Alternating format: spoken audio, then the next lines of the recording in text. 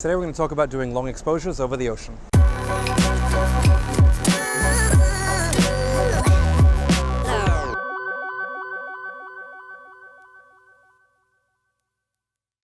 Alright, hi guys, welcome back. This is Dylan Golby. I'm down here on Jeju Island in South Korea. I actually recorded this tutorial in Busan just the other day, but I had left the mic turned off so we didn't get any audio. So we're going to do it again here, and I'll intersperse it with some footage from that other video that I shot. So we're here at Yongduam, which is just inside of Jeju City on Jeju Island.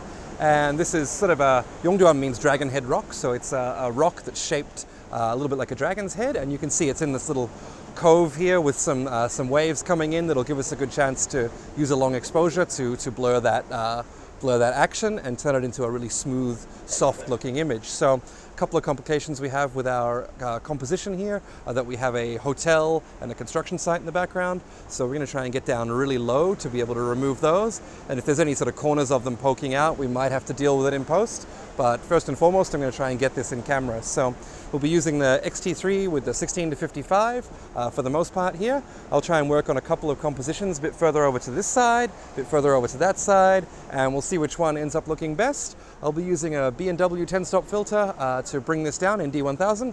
It's not my favorite filter to use because it has a significant magenta cast, but I don't actually have my Hoya filter with me, which is a little more neutral. So we're going to use this and see how we go. So let's get at it.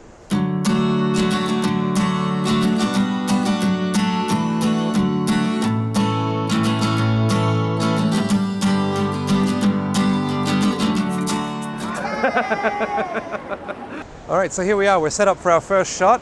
I've got a nice kind of curve going around here leading into the rock here. We've got some huge waves coming in as the tide is coming in. I've managed to get rid of most of the construction site and most of the building by being at this height. I'm set at ISO 160 and aperture priority at f13 to get about a 30-second exposure, which should give me a really nice smoothness to the water. So let's get shooting. We'll also set up a 2-second timer to make sure that we don't get any camera shake on this.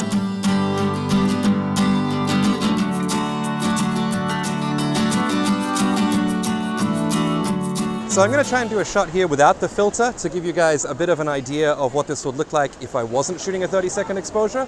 So I've gone to ISO 400, f8, and that gives me about a 160th of a second. So we should be able to capture a bit more of that motion in the waves. Here comes a big one. Okay. And I'll shoot quite a few of these to get the one that I want. There we are.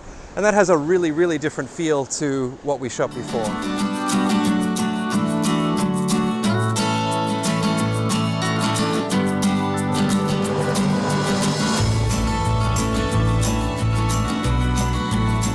All right, so just a bit of a variation for what we did from this position before I move. I've noticed that the sky has these kind of soft rolling clouds in it, so I'm going to try and pan up just a little bit, get a little bit less of that ocean in there and a little bit more of the sky. Okay, we'll go back to ISO 160. And there we go.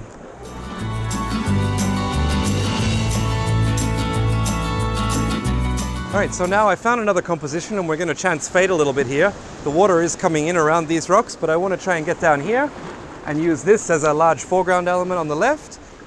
One little hint as well, when you're working with something like this and you're going to be on a tripod, try to get an idea for your shot, look through the camera before you put it on the tripod.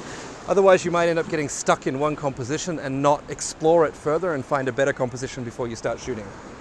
All right, so we're in position now. I'm not sure if I like this rock too much now that I've actually got the tripod down here. I couldn't quite get it to where I was hand holding it as the rocks don't allow me to do it, but I'm going to make a shot and see how I like it. So now I've got my tripod balanced sort of precariously on these rocks. It's fairly sturdy, but if a wave comes, we're going to have to move. But I've taken this rock out of my foreground now because I couldn't get the tripod down low enough to let it be sort of this overhang.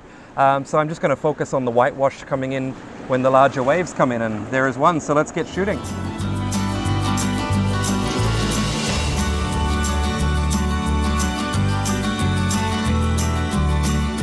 All right, so one of the things with shooting the ocean is you always end up with water on the lens. What I found with being down low and having these kind of larger rocks in the foreground, I can't really get out to where the smaller rocks are at the moment. So I don't really get that nice curve coming around with the whitewash going through it. So I think what I'm going to do is actually stand up here and try and do a vertical from a little bit higher up. There we are. Okay. So I'm going to go for... That's a nice vertical. Oh, do we go higher? Ooh. Okay, so if I get a little higher, I'm able to get that nice curve, put the dragon's head up in the top right corner of the frame, top left corner of the frame, sorry, and have it on the third there, so it's a nice composition. So let's shoot that.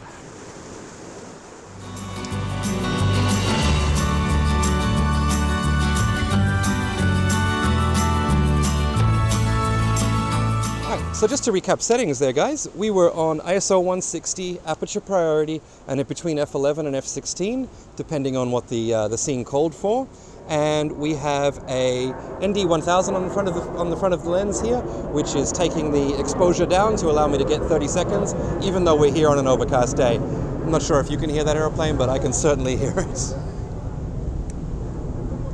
Alright guys, well thanks again for watching. I hope that's been educational. To wrap this video up, I'm going to roll you through some of the video that we shot in Busan at Haedong-Yeongsa, which is a Buddhist temple that's on a rocky coastline just like this. And unfortunately we didn't get audio there, but I will leave you with some of the video and some of the shots that I got from there as well. So thanks again for watching.